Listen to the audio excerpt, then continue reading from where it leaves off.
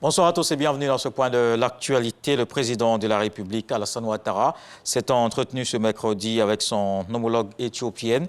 Elle est à Abidjan dans le cadre du forum sur l'investissement en Afrique.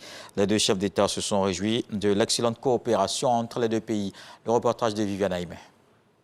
Présente à Abidjan dans le cadre de la 3e édition du Forum pour l'investissement en Afrique, qui s'est ouvert ce mercredi 2 novembre, la présidente de la République fédérale d'Éthiopie, Sahle-Work Zewde, a été reçue ce mercredi même au palais présidentiel par le président de la République Alassane Ouattara.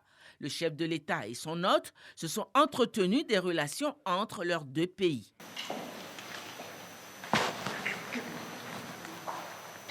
Mesdames, Messieurs, voilà, nous avons le grand honneur de recevoir Madame la Présidente de la République fédérale d'Éthiopie, qui est une amie de notre pays et une amie de la sous-région, qui connaît bien notre sous-région, parce que quand elle était ambassadeur au Sénégal, moi j'étais gouverneur. Donc c'est une amie qui nous rend visite. Et, Madame, je suis très honoré que vous ayez pris le temps à l'occasion de ce forum organisé par la Banque africaine de développement, de venir nous saluer.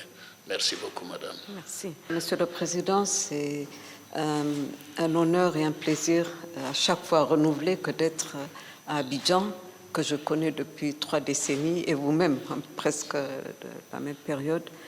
Je suis venue dans le cadre du forum pour les investissements organisés par la BAD, pour porter le message que l'Afrique est prête à attirer des investisseurs d'une façon générale, et l'Éthiopie aussi en particulier, parce que même au milieu de nombreux défis, il y a toujours des opportunités. Et c'est sur cela que nous voulons capitaliser, puisque la paix, la sécurité et le développement, finalement, ne font qu'un. Et c'est dans ce cadre que nous sommes là pour apporter notre soutien et pour aussi plaider les possibilités que nous avons dans notre pays. Je ne pouvais pas venir à Abidjan sans vous rendre visite ici chez vous au palais présidentiel. C'est un immense plaisir et merci d'avoir eu le temps pour me recevoir. Nos relations sont de longue date et continueront ainsi. Vous pouvez compter sur notre détermination et nous œuvrerons pour les consolider davantage, vu maintenant avec la ZLECA et tout ça, qu'il nous faut un échange intra-africain beaucoup plus intense.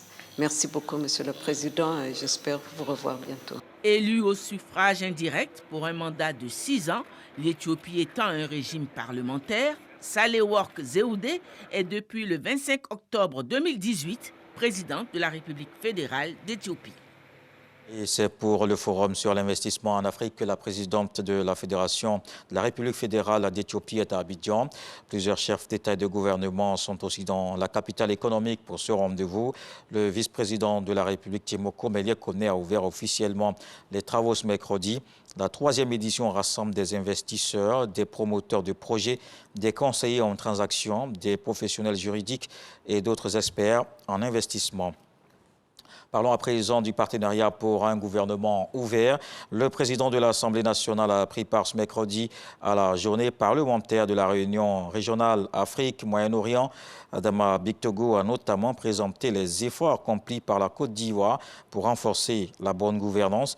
Les échanges ont aussi porté sur l'implication des parlementaires dans la mise en œuvre du partenariat pour un gouvernement ouvert.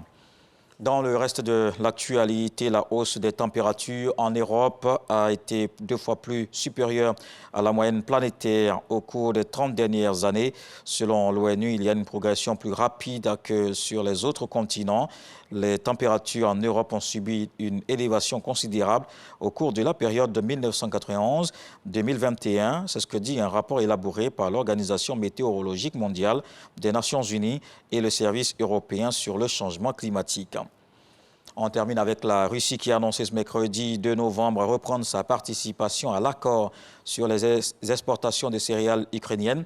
Moscou dit avoir reçu des garanties écrites de la part de l'Ukraine sur la démilitarisation du couloir utilisé pour le transport. La Turquie de Recep Tayyip Erdogan est garante de cet accord crucial pour l'approvisionnement alimentaire mondial.